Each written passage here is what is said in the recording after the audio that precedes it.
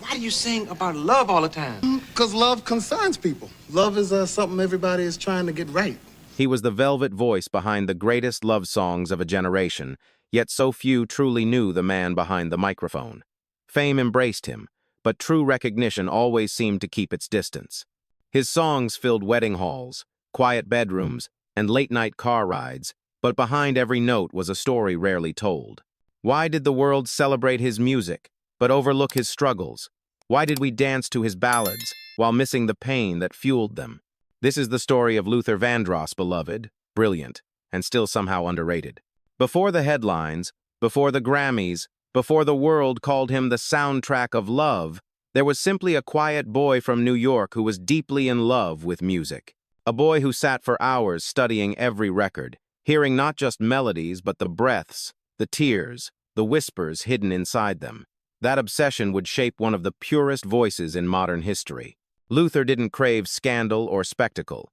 He wasn't the life of the party or the face of tabloids. He was something rarer, the soul in the song. On stage, he needed no fireworks, just a microphone, a spotlight, and the truth in his voice. That truth captivated millions.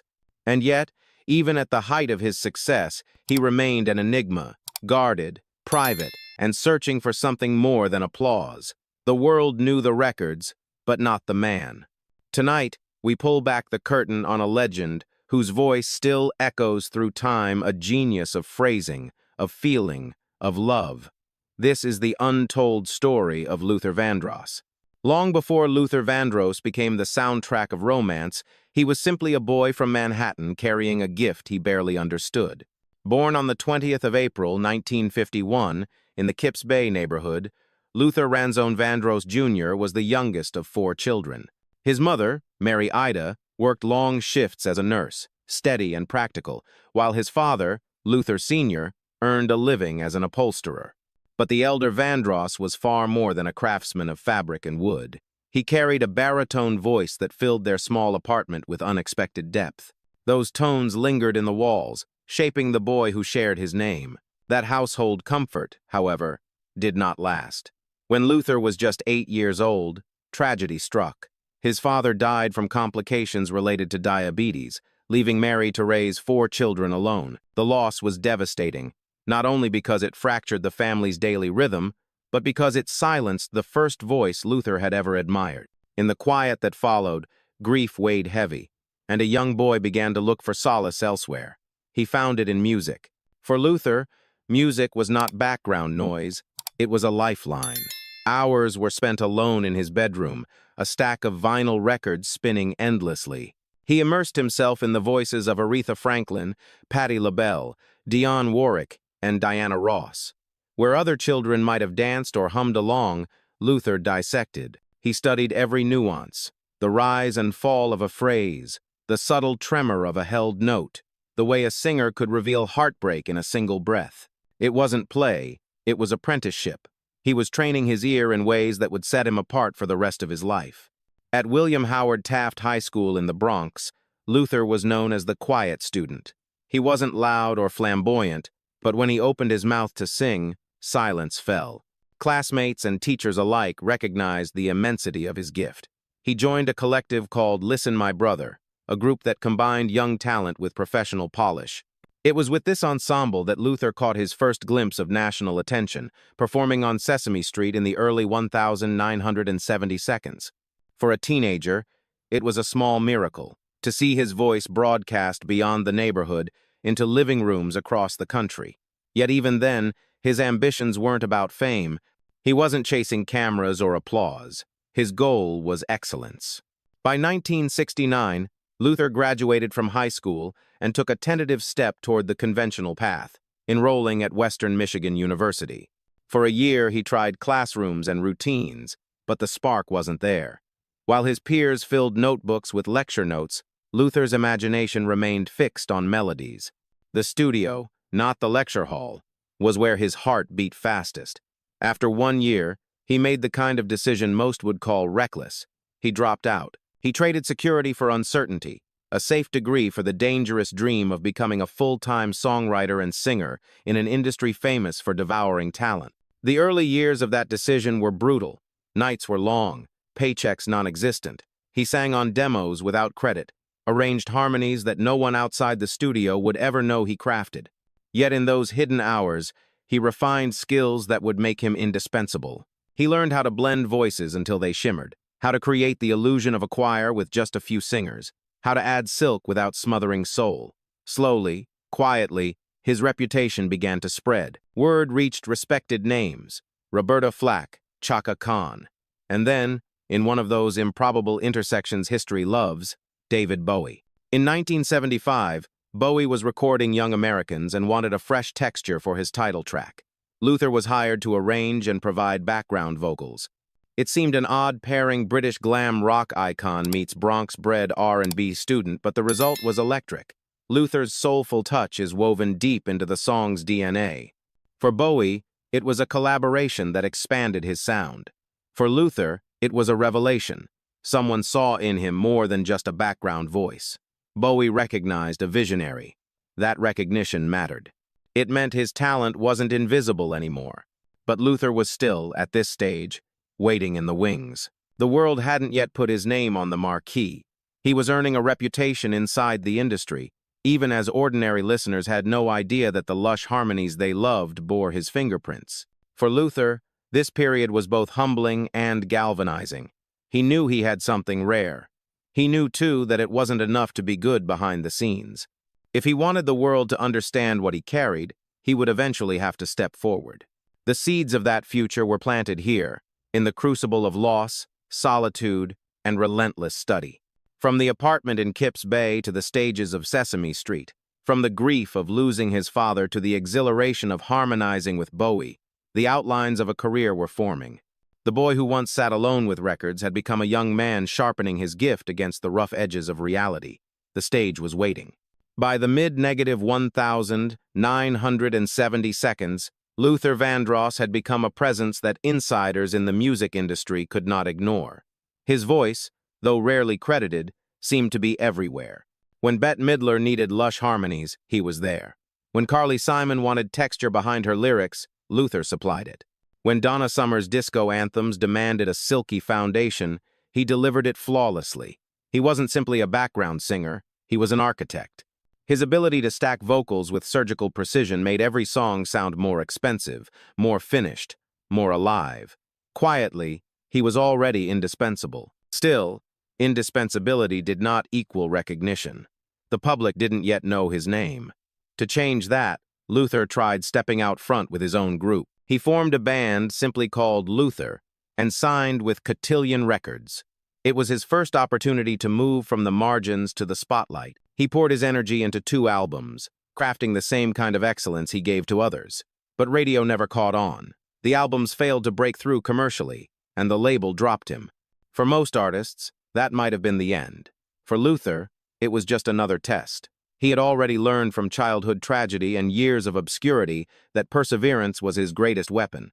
Being overlooked was nothing new, it only meant he had to wait longer. Behind the scenes, his reputation continued to grow. Producers respected his perfectionism. Artists valued his ear. He had become the person you called when you needed a background that didn't sound like background, something subtle yet essential.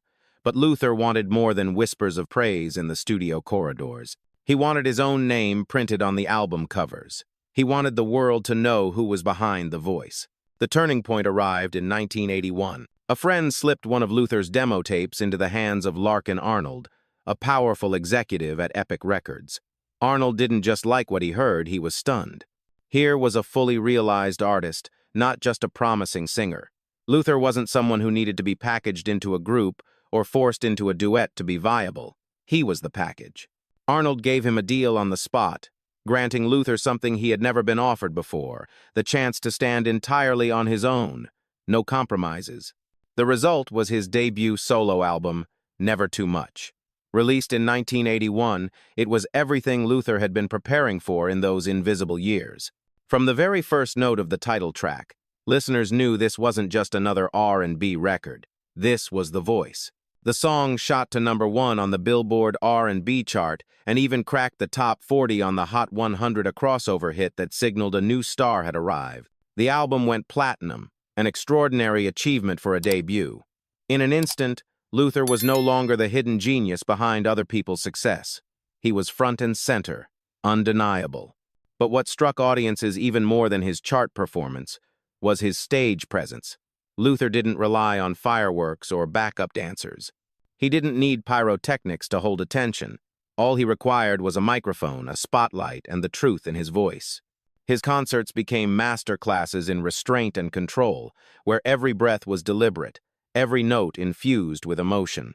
He could silence a crowd with a whisper, then lift them to tears with a swell of melody. His performances proved that real charisma didn't require spectacle, it required sincerity. Critics who once dismissed him as a background talent began to take notice. They wrote about his vocal control, his phrasing, his uncanny ability to make a lyric sound lived in. Fans, meanwhile, didn't need convincing. They already felt that his songs spoke directly to them, as though he had been in the room when their hearts broke or when they fell in love. In Never Too Much, they heard not just music but permission to love boldly, to miss deeply, to feel unapologetically. Yet Luther himself remained cautious. He had seen too many artists rise fast and fall faster. Success could vanish overnight, so he poured himself into the work with relentless perfectionism. Every harmony had to sit just right, every arrangement balanced like a painting. It wasn't obsession for its own sake.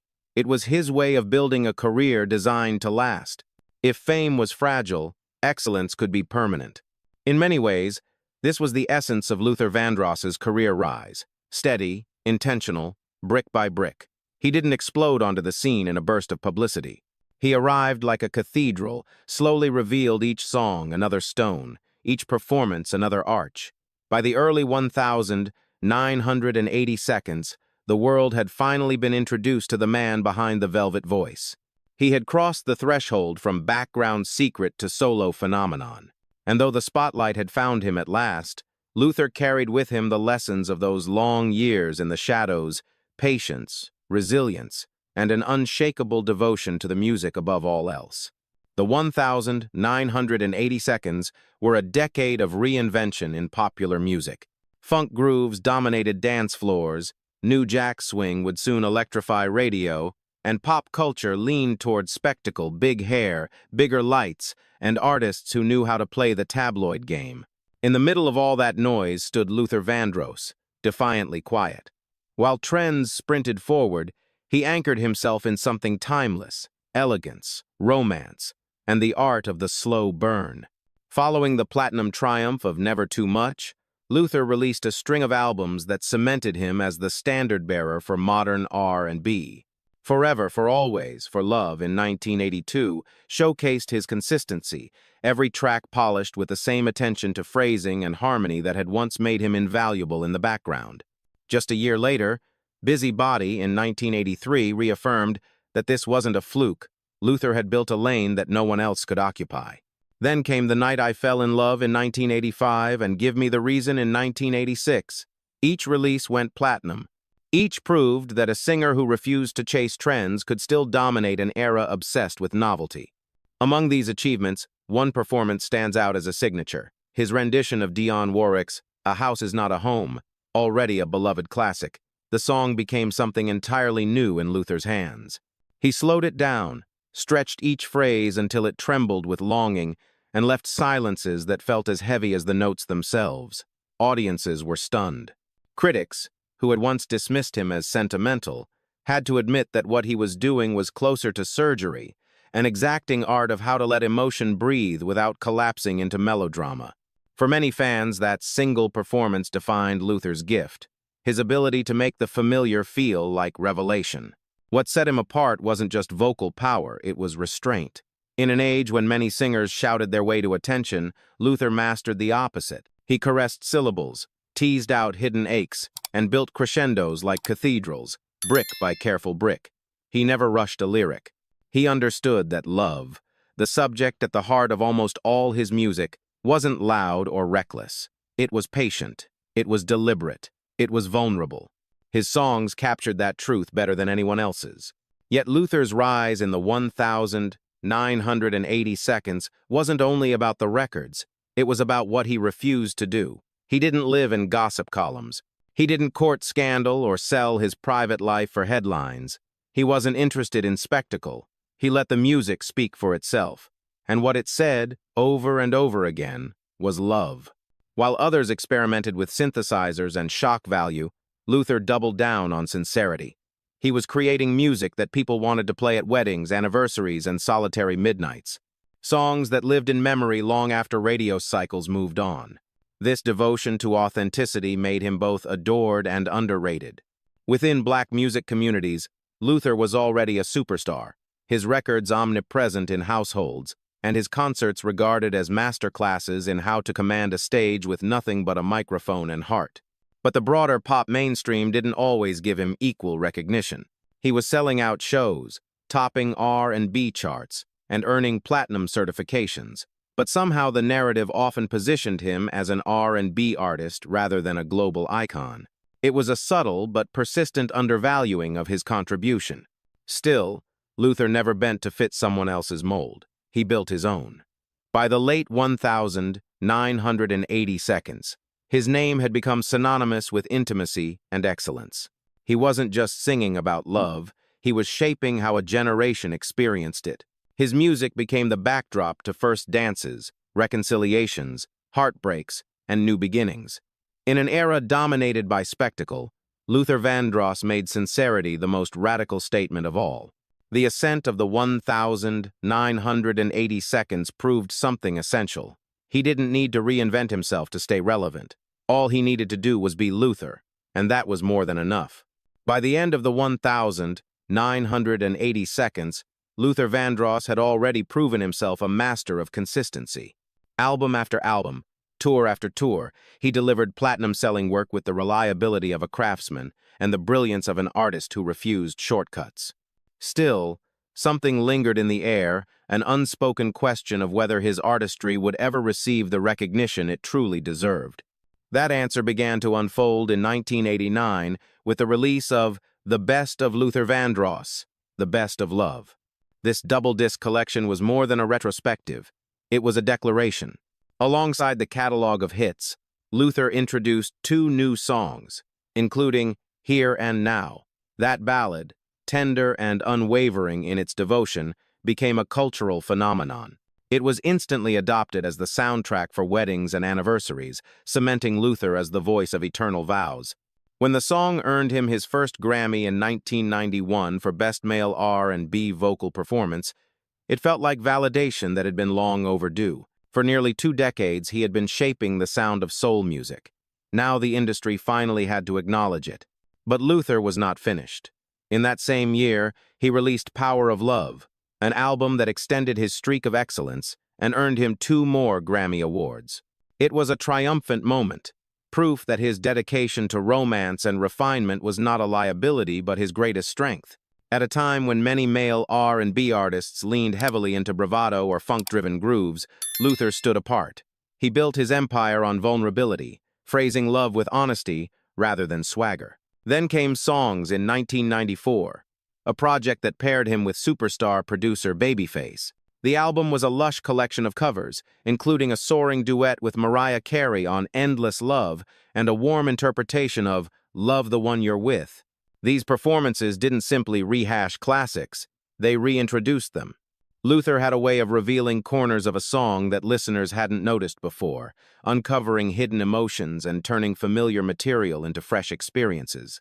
To sing alongside Mariah Carey at the height of her powers and still remain distinct was no small feat. Yet Luther's velvet tone and impeccable control made the collaboration feel like a dialogue between equals. By the mid-1990 seconds, his voice had become more than recognizable, it was essential. Radio stations, film soundtracks, and living rooms all carried his sound. He didn't need to reinvent himself with each project. Audiences came precisely for his consistency. To hear Luther was to know what you would get: excellence, intimacy, and truth. That reliability made him a mentor figure to younger artists. Whitney Houston once described him as a genius of phrasing and feeling, highlighting qualities that every aspiring singer longed to master. Others in the industry, from producers to fellow vocalists, leaned on his example as proof that sincerity could still win in an era increasingly dominated by flash. Yet even as awards and accolades piled up, Luther continued to wrestle with an invisible ceiling. He was a superstar in black music communities and in R&B circles, but in the broader pop world, his name was not always elevated to the level of Michael Jackson, Whitney Houston, or Prince. His records sold millions, his concerts sold out arenas, and his influence was undeniable, but mainstream narratives sometimes treated him as a niche figure. The irony was clear. The man whose songs were played at weddings across America, whose voice defined intimacy for an entire generation, was often left just outside the circle of so-called global icons. Perhaps this was because Luther refused to play the fame game. He kept his personal life private, avoided tabloid headlines, and declined to turn himself into a spectacle. In an industry that rewarded controversy, Luther chose constancy. In a culture obsessed with reinvention, he chose refinement. That decision protected his artistry, but it also meant he was sometimes overlooked in conversations about pop supremacy. By the late 1990s, however, there was no denying what he had achieved. Across 2 decades, he had built a career that remained relevant, respected, and revered. His songs had become the soundtracks of lives, his performances a benchmark for what it meant to truly sing. Luther Vandross had not only broken through, he had stayed through, weathering trends with elegance. And though the world sometimes underrated his impact, those who truly listened knew the truth. He was not just an R&B star, he was the R&B standard. By the time Luther Vandross was filling arenas and winning Grammys, one might have imagined that his life was saturated with joy, companionship, and the fulfillment that comes from being universally adored. Yet when the curtains closed and the applause faded, the man who had given the world its most tender love songs often returned to silence. For all his public elegance, Luther's private life was a vault few ever entered. He was famously guarded in interviews. When journalists pressed him about relationships or romance, he would smile politely and redirect the conversation to safer ground: his devotion to his mother, Mary Ida, or his relentless perfectionism in the studio.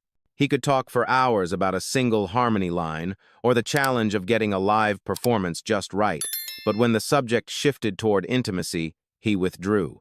For fans who had fallen in love to his music, the idea that he might be lonely was almost unthinkable. But friends close to him knew. Luther longed for connection, even as he feared vulnerability. The contradiction was painful. He sang about love with such conviction because he craved it. In one interview, he admitted, "I sing about love because I want it. It's my fantasy, but it hasn't found me yet."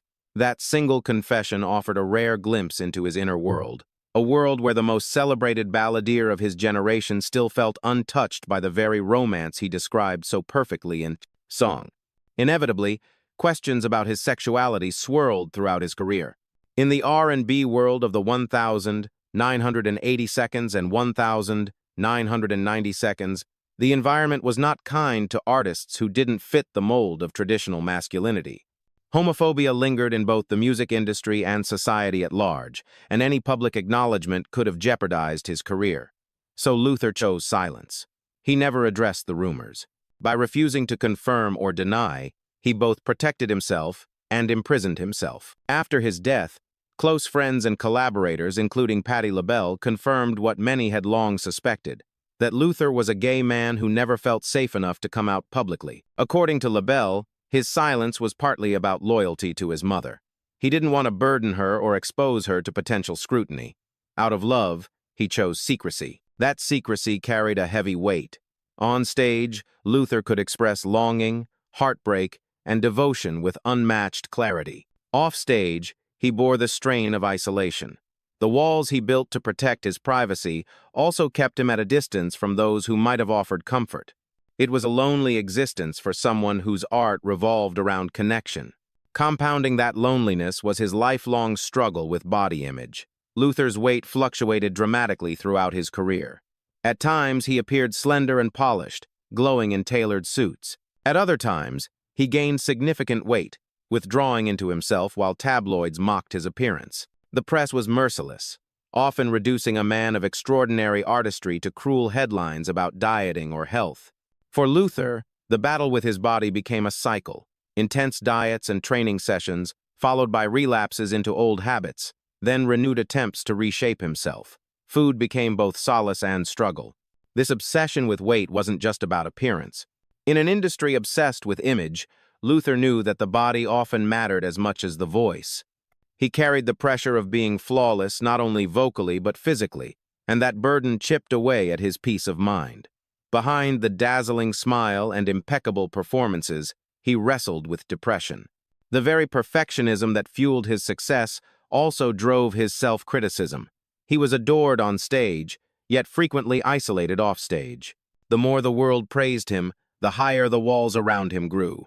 And yet, through all of it, Luther never allowed his private pain to taint his public art. If anything, it may have deepened it. His voice carried an ache, a yearning that audiences could feel even if they couldn't name its source. When he sang of love unfulfilled, it resonated because it was true. The vulnerability he feared in life found release in song. His silence in interviews was offset by confession in music. Every line, every phrase, every sigh within a melody bore the weight of his unspoken struggles. This was the paradox of Luther Vandross. The man who gave the world its most eloquent language for love was himself searching for the very intimacy he described. His conflicts, loneliness, secrecy, and body image battles never diminished his brilliance. If anything, they infused it with authenticity. He lived behind walls, but his songs tore those walls down for everyone else. And in that gap between the artist and the man lay the true cost of being brilliant and silent in a world that demanded both conformity and exposure. By the early 2010s, Luther Vandross stood as one of music's most reliable treasures. His voice still glowed with warmth, his stage presence still shimmered with grace, and his audience remained loyal as ever. To the casual observer, he seemed untouchable, yet behind the elegance of his tailored suits and the radiance of his smile, his body was waging a battle he could not outsing. Years of yo-yo dieting, hypertension, and diabetes had taken a toll that no melody could disguise. The first signs of trouble were subtle. Concert dates were quietly canceled. In interviews, he appeared less energetic, his breath shorter, his movements slower. For fans who had long regarded his voice as indestructible, these changes were easy to overlook. After all, Luther had been through challenges before and had always returned stronger. But this time, the battle was deeper, more dangerous. On the 16th of April 2003, just 4 days before his 52nd birthday, tragedy struck. At his home in Manhattan, Luther suffered a massive stroke. The news reverberated through the music world like a thunderclap. How could a man whose voice seemed eternal suddenly be silenced? Fans were shocked, artists devastated, and the industry at large confronted the fragility of even its most gifted talents. For weeks, Luther's fate hung in the balance. The stroke left him in a coma for nearly 2 months. When he finally opened his eyes, it was clear that life had changed. He had lost significant motor skills and struggled with speech. For an artist whose entire identity revolved around his voice, the cruel irony was unbearable. Imagine a painter losing his sight or a dancer losing his legs. That was the scale of Luther's devastation. The man who had built a career on vocal precision and emotional phrasing now faced the possibility of never singing again. Support flooded in from every corner. Fans mailed thousands of get-well cards. Radio stations dedicated hours of airtime to his classics. Fellow artists from Aretha Franklin to Stevie Wonder, from Patti LaBelle to Elton John, sent prayers, messages, and public declarations of love. The music world held its collective breath, hoping for a miracle. And, for a brief moment, a miracle seemed possible. In 2004, Luther's team released Dance with My Father, an album recorded before his stroke, but made newly poignant by his condition. The title track, a tender tribute to the father he lost in childhood, resonated with devastating intimacy. It was Luther at his most personal, singing not just about universal love, but about his own yearning. Listeners around the globe connected instantly. The song became one of the most emotionally powerful of his career. The Grammys that year recognized it with 4 awards, including Song of the Year and Best Male R&B Vocal Performance. It was a triumph and a heartbreak all at once, because Luther, the man who had poured everything into those notes, could not stand on stage to accept the accolades himself. Instead, Alicia Keys read his message aloud. "Remember, when I say goodbye, it's never for long because I believe in the power of love." The words silenced the room. It was both a thank you and, perhaps, a farewell. After Dance with My Father, Luther's appearances grew increasingly rare. Updates about his condition were scarce, filtered through brief statements about rehabilitation and therapy.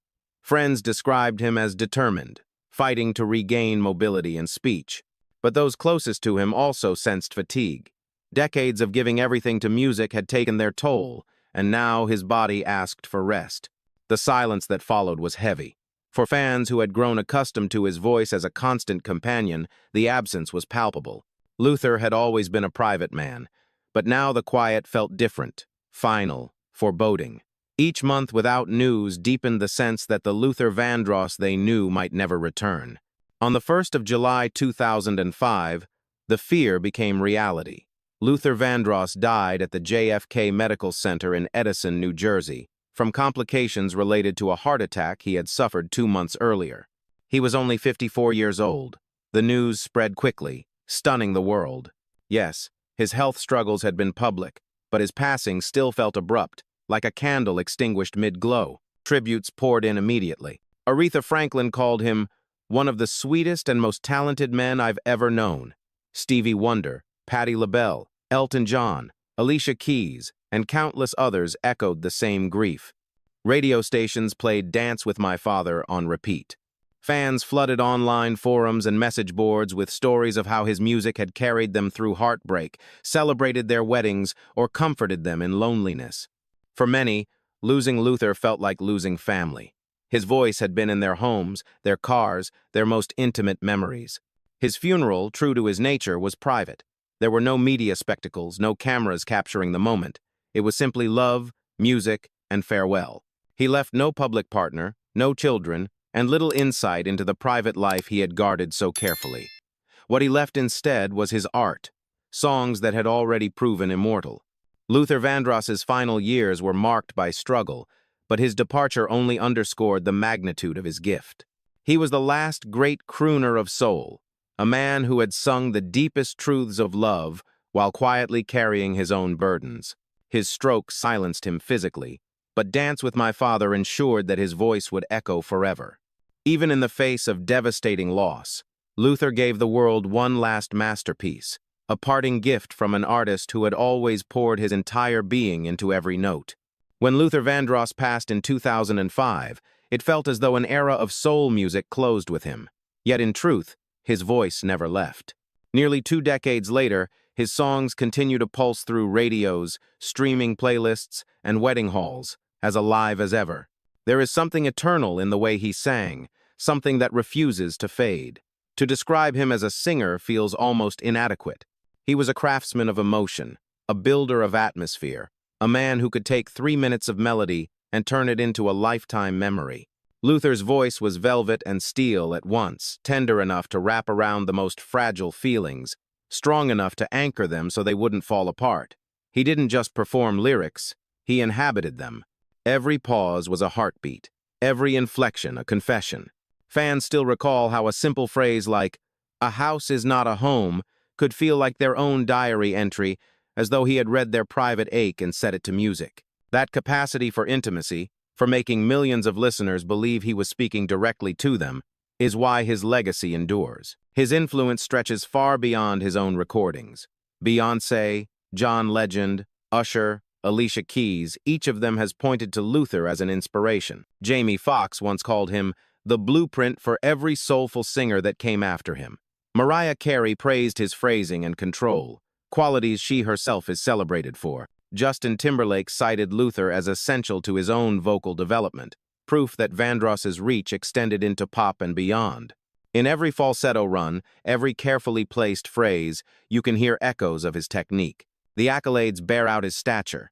Over the course of his career, Luther sold more than 35 million records worldwide. He won 8 Grammy Awards, including 4 for Best Male R and B Vocal Performance. His star was added to the Hollywood Walk of Fame in 2014, nearly a decade after his passing, and in 2021 he was inducted into the National Rhythm and Blues Hall of Fame.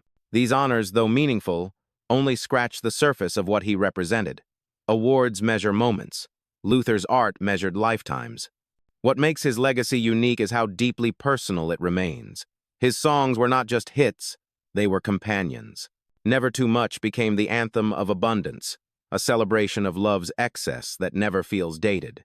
His take on A House Is Not a Home remains one of the most devastatingly beautiful performances in modern music, teaching singers and audiences alike that restraint can be more powerful than fireworks. Dance with My Father, released at the twilight of his life, became a universal hymn for memory and longing, bridging generations and circumstances. These songs weren't just tracks on an album, they were emotional landmarks people built their lives around. Even in the business of legacy, Luther's story stands out.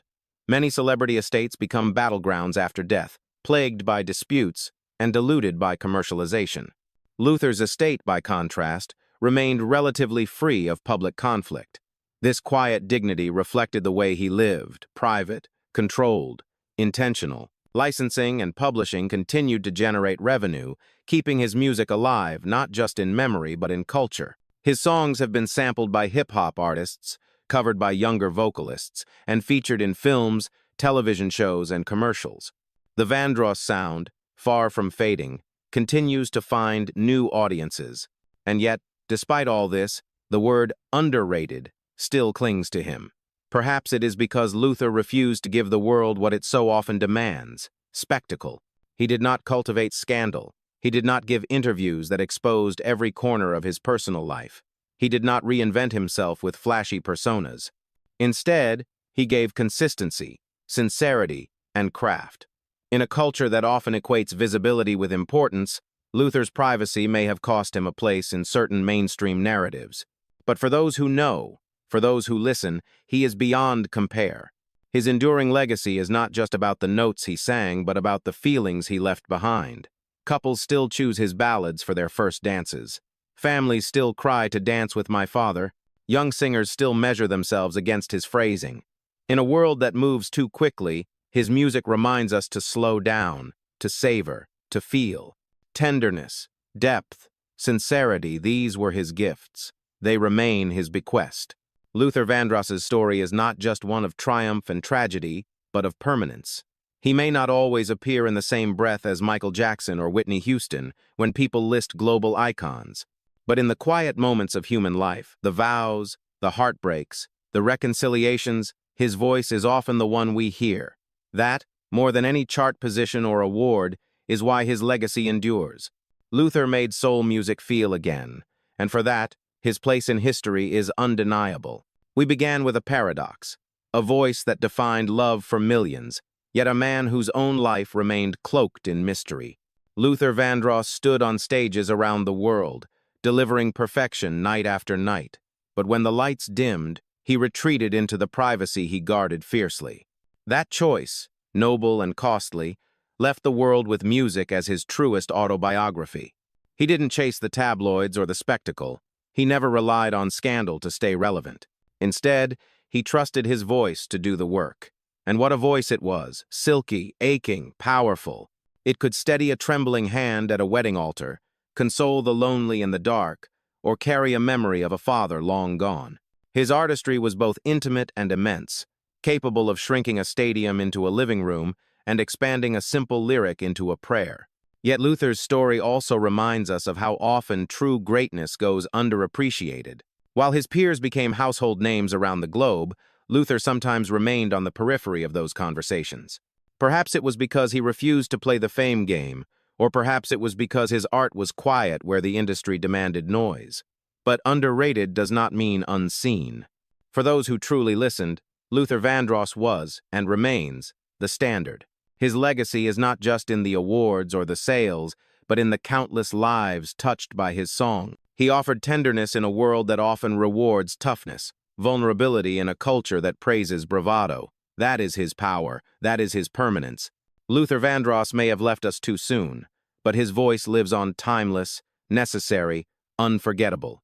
And in every whispered lyric and soaring chorus, he reminds us, when it comes to love, it's never too much.